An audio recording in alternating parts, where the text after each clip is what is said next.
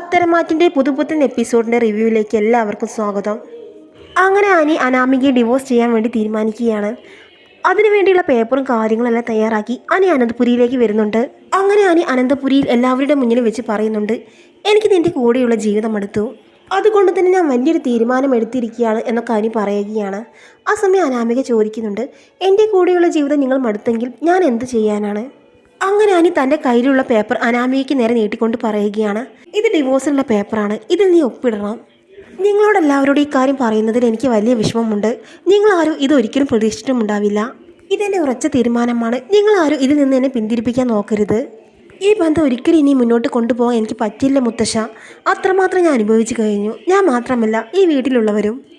അങ്ങനെ അനാമിക എടുത്തടിച്ച പോലെ പറയുന്നുണ്ട്, ഞാൻ ഈ ഡിവോഴ്സ് പേപ്പറിൽ ഒപ്പിടില്ല. നിങ്ങൾ എന്താണ് ചെയ്യാൻ പറ്റുന്നതെന്ന് വെച്ചാൽ ചെയ്തോളൂ എന്നൊക്കെ അനാമിക പറയുകയാണ്. എന്നെ കൊണ്ട് ഒപ്പിടിപ്പിക്കാൻ എനിക്കറിയാം.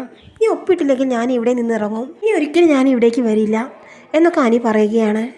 ഇത് കേൾക്കുമ്പോൾ എല്ലാവർക്കും സങ്കടം വരുന്നുണ്ട്. അനാമിക ആകെപ്പാടെ പേടിച്ച് നിൽക്കുകയാണ്. മോനെ, നീ എന്താണ് ഇങ്ങനെയൊക്കെ പറയുന്നത്? ഞങ്ങളെ എല്ലാവരെയും സങ്കടപ്പെടുത്താൻ വേണ്ടിയിട്ടാണോ നീ ഇങ്ങനെയൊക്കെ പറയുന്നത്? അമ്മ എന്നോട് ക്ഷമിക്കണം. നിങ്ങൾ ആരെയും വിഷമിപ്പിക്കാൻ വേണ്ടിയിട്ടല്ല ഞാൻ അങ്ങനെയൊക്കെ പറഞ്ഞത്. ഓരോ ദിവസവും നമ്മൾ കാട്ടിക്കൂട്ടുന്നത് അമ്മ കാണുന്നില്ലേ? എനിക്ക് മടുത്തു. എൻ്റെ മനസ്സ് മരവിച്ചു. ഇനിയിപ്പോൾ എൻ്റെ ശരീരം മാത്രമേ ഉള്ളൂ. അതായിട്ട് എന്തിനാണ് അമ്മേ എന്ന് ചോദിക്കുകയാണ് അനി. മോനെ, നീ എന്തിനാണ് ഇങ്ങനെയൊക്കെ പറയുന്നത്? നിന്റെ ഭാര്യ നിന്നെ സ്നേഹിക്കുന്നില്ലെങ്കിലും നിന്നെ സ്നേഹിക്കാൻ ഈ അനന്തപുരിയിൽ എല്ലാവരും ഉണ്ട്. അതുകൊണ്ട് നീ ഒരിക്കലും അങ്ങനെയൊന്നും ചിന്തിക്കരുത് എന്നൊക്കെ മുത്തശ്ശ സങ്കടത്തോട് കൂടി പറയുന്നുണ്ട്. മുത്തശ്ശ, എന്നെ ഒരിക്കലും ഈ തീരുമാനത്തിൽ നിന്ന് പിന്തിരിപ്പിക്കരുത്. ഇതെൻ്റെ ഉറച്ച തീരുമാനമാണ്. ആ സമയം അനാമിക ചിന്തിക്കുന്നുണ്ട്, അനി തൻ്റെ എല്ലാ കാര്യങ്ങളും അറിഞ്ഞോ? എനിക്ക് എവിടെ നിന്നാണ് ഇത്രയും ധൈര്യം വന്നത്? അനിയുടെ തീരുമാനം കേട്ട് ആകെ ഞെട്ടി നിൽക്കുകയാണ് അനാമിക. അതേസമയം നന്ദാവനത്തിൽ എല്ലാവരും വലിയ സന്തോഷത്തിലാണ്. അങ്ങനെ നയനയും നവ്യയും നന്ദുമെല്ലാം നന്ദാവനത്തിൽ. അങ്ങനെ ആദർശ് സംഭവിച്ച കാര്യങ്ങളെല്ലാം നയനയെ വിളിച്ച് പറയുകയാണ്. അങ്ങനെ ഈ കാര്യങ്ങളെല്ലാം നയന നവ്യയോട് സംസാരിച്ചു കൊണ്ടിരിക്കുമ്പോഴാണ് അങ്ങോട്ട് കനക വരുന്നത്. അങ്ങനെ കനക ചോദിക്കുന്നുണ്ട്, എന്താ നയനമോളെ ഒരു വിഷമം? എന്താണ് നിങ്ങൾ വിഷമിച്ചിരിക്കുന്നത് എന്നൊക്കെ കനക ചോദിക്കുമ്പോൾ, അമ്മേ, ആദർശേട്ടൻ വിളിച്ചിരുന്നു. അനി അനാമികയെ ഡിവോഴ്സ് ചെയ്യാൻ തീരുമാനിച്ച കാര്യം ആദർശേട്ടൻ പറഞ്ഞു. നമുക്ക് അനിയുടെ കാര്യം ആലോചിച്ചിട്ട് ഒരു സമാധാനവുമില്ല. അതേക്കുറിച്ച് സംസാരിച്ചിരിക്കുകയായിരുന്നു ഞങ്ങൾ എന്നൊക്കെ പറയുകയാണ് നയന. അത് കേട്ട് കനക പറയുന്നുണ്ട്, അത് വളരെ കഷ്ടമായി പോയല്ലോ മോളെ. ഇവിടെ ഒരു നല്ല കാര്യം നടക്കുമ്പോൾ അവിടെ സങ്കടപ്പെടുത്തുന്ന ഒരു വാർത്തയാണല്ലോ കേൾക്കുന്നത്. ആ സമയം നവ്യ പറയുന്നുണ്ട്, അമ്മ അതൊന്നും ആലോചിച്ച് വിഷമിക്കേണ്ട. നമ്മൾ ആഗ്രഹിച്ചതുപോലെ നന്ദുവിന് നല്ലൊരു ബന്ധമാണ് റെഡിയായത്. ബാക്കിയൊക്കെ വരുന്നത് പോലെ വരട്ടെ എന്ന് പറഞ്ഞ് നവ്യ എല്ലാവരെയും ആശ്വസിപ്പിക്കുന്നുണ്ട്. ആ സമയം നയന നവ്യയോട് പറയുന്നുണ്ട്, അതല്ല ചേച്ചി, എനിക്ക് അനിയുടെ കാര്യം ആലോചിക്കുമ്പോഴാണ് വിഷമം. ഇപ്പോൾ നന്ദുവിൻ്റെ വിവാഹവും നടക്കാൻ പോവുകയാണ്. അനി ഇതൊക്കെ എങ്ങനെയാണ് ഉൾക്കൊള്ളുക? ആ സമയം നവ്യ പറയുന്നുണ്ട്, നയന, ഇനി ഒരു കാര്യം ഓർക്കണം. ഇപ്പോൾ അനി എടുത്തിരിക്കുന്ന തീരുമാനം എന്തുകൊണ്ടും നല്ലതാണ്. നമ്മുടെ കുടുംബത്തിനും അവൻ്റെ ഭാവി ജീവിതത്തിനും അത് തന്നെയാണ് നല്ലത്. അനാമികയെ പോലൊരു പെൺകുട്ടി അവൻ്റെ ജീവിതത്തിൽ ഒരിക്കലും പാടില്ല. അവളല്ല അവൻ്റെ ജീവിതത്തിലേക്ക് വരേണ്ടത്. അതുകൊണ്ട് ആ കാര്യത്തെക്കുറിച്ച് ഇനി ആലോചിക്കേണ്ട. ബാക്കിയൊക്കെ വിധി പോലെ വരട്ടെ. എന്തായാലും നമ്മുടെ നന്ദുവിന് നമ്മൾ ആഗ്രഹിച്ചതുപോലെ ഒരു ജീവിതം കിട്ടി. ആദ്യം നീ അതൊക്കെ ഒന്ന് മനസ്സിലാക്ക്. എന്തായാലും അനി എടുത്ത തീരുമാനം വളരെ നല്ലതാണ്. പിന്നീട് റൂമിൽ വിഷമിച്ചിരിക്കുന്ന അനിയെയാണ് കാണിക്കുന്നത്. അനി ഭക്ഷണം പോലും കഴിക്കാതെ റൂമിൽ ആകെ വിഷമിച്ചിരിക്കുകയാണ്. ആ സമയം ജാനകി അങ്ങോട്ട് വരുന്നുണ്ട്. അനിക്കുള്ള ഭക്ഷണവുമായിട്ടാണ് ജാനകി വരുന്നത്. എന്നിട്ട് ജാനകി പറയുന്നുണ്ട്, മോനെ അനി, നീ ഈ ഭക്ഷണം കഴിക്കി. എത്ര ദിവസമായി നീ എന്തെങ്കിലും കഴിച്ചിട്ട്? നീ എന്തിനാണ് ഓരോന്നും ആലോചിച്ച് ഇങ്ങനെ വിഷമിച്ചിരിക്കുന്നത്? എന്തിനാണ് ഈ അമ്മയെ ഇങ്ങനെ സങ്കടപ്പെടുത്തുന്നത് എന്നൊക്കെ ചോദിക്കുകയാണ് ജാനകി. എനിക്കൊരു വിഷമവുമില്ല അമ്മേ. അമ്മ വെറുതെ ടെൻഷൻ അടിക്കേണ്ട. എനിക്ക് വിശപ്പില്ല, അതുകൊണ്ടാണ് ഞാൻ ഭക്ഷണം കഴിക്കാൻ വരാത്തത് എന്നൊക്കെ അനി പറയുന്നുണ്ട്. ആ സമയം ജാനകി പറയുന്നുണ്ട്, മോനെ, നീ വിഷമിക്കരുത്. ഞാനാണ് എല്ലാത്തിനും കാരണം.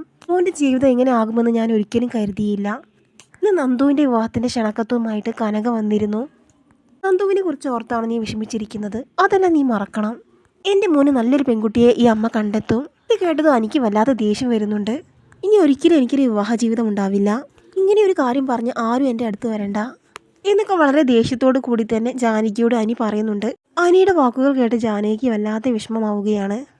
അനിയുടെ വാക്കുകൾ കേട്ട് ആകെ വിഷമിച്ച് ജാനകി തല താഴ്ത്തിക്കൊണ്ട് അവിടെ നിന്ന് പോകുന്നുണ്ട്.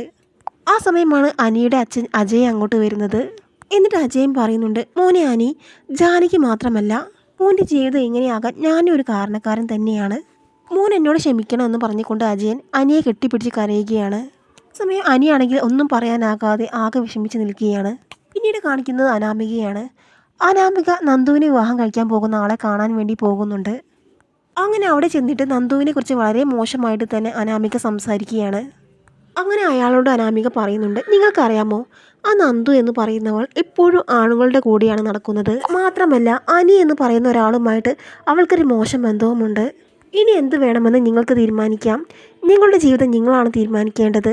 അങ്ങനെ അയാൾ അനാമികയോട് പറയുന്നുണ്ട്, അനാമികെ, ഞാൻ എന്ന് നന്ദുവിനെ കണ്ടോ അന്ന് മുതൽ ഞാൻ എൻ്റെ ഭാര്യയായിട്ടാണ് നന്ദുവിനെ കാണുന്നത്. എന്തായാലും അനാമിക ഉദ്ദേശിച്ച കാര്യമൊന്നും നടക്കാൻ പോകുന്നില്ല. നന്ദു എന്നും എൻ്റെ കൂടെ തന്നെ ഉണ്ടാകും. അതുകൊണ്ട് തന്നെ ഞങ്ങളുടെ ബന്ധം തകർക്കാമെന്ന് അനാമിക കരുതേണ്ട. നന്ദുവിൻ്റെ അമ്മ നിങ്ങളെക്കുറിച്ച് എല്ലാ കാര്യങ്ങളും എന്നോട് പറഞ്ഞിട്ടുണ്ട്. അതുകൊണ്ട് തന്നെ നിങ്ങളുടെ എല്ലാ കാര്യവും എനിക്ക് നന്നായിട്ട് അറിയാം എന്നൊക്കെ അയാൾ അനാമികയോട് പറയുന്നുണ്ട്. അങ്ങനെ അയാൾ പോകുന്നതിന് മുമ്പ് പറയുന്നുണ്ട്, അനാമികെ, ഇനി എന്നെ വീണ്ടും വിളിച്ചു വരുത്തി ഇതുപോലുള്ള എല്ലാ കഥകൾ പറഞ്ഞ് വീണ്ടും നീ നാണം കെടാൻ നിൽക്കേണ്ട. അങ്ങനെ അയാളുടെ വാക്കുകൾ കേട്ട് അനാമികയ്ക്ക് ആകപ്പാട് നാണക്കേടാകുന്നുണ്ട്. അങ്ങനെ ആകെ വിഷമിച്ച അനാമിക അനന്തപുരിയിലേക്ക് പോവുകയാണ്. അങ്ങനെ അനാമിക റൂമിലെത്തിയപ്പോൾ അനി വെറുപ്പോടുകൂടി അനാമികയെ നോക്കുന്നുണ്ട്. അനിയുടെ അവഗണന കാണുമ്പോൾ അനാമിക വല്ലാതെ വിഷമിക്കുന്നുണ്ടെങ്കിലും അനാമിക അവളുടെ സ്വഭാവം അതുപോലെ തന്നെ തുടർന്നു. എന്തായാലും അനി തന്നെ ഡിവോഴ്സ് ചെയ്യാൻ തീരുമാനിച്ചിരിക്കുകയാണ്. അതിനു മുൻപ് തന്നെ അനന്തപുരിയിലെ സ്വത്തുക്കൾ എങ്ങനെയെങ്കിലും കൈക്കലാക്കണം. അനന്തപുരിയിലെ പകുതി സ്വത്തുക്കളെങ്കിലും തനിക്ക് വേണം.